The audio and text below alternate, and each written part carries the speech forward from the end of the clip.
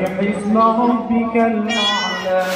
الذي خلق فسوى والذي قدر فهدى والذي أخرج المرعى فجعله غثاء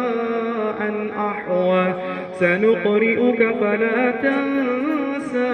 إلا ما شاء الله إنه يعلم الجهر وما يخفى ونيسرك لليسرى فذكر إن نفعت الذكرى سيذكر من يخشى ويتجنبها الأشقى الذي يصلى النار الكبرى ثم لا يموت فيها ولا يحيا قد أفلح من تزكى وذكر اسم ربه فصلى بل تؤثرون الحياة الدنيا والآخرة خير وأبقى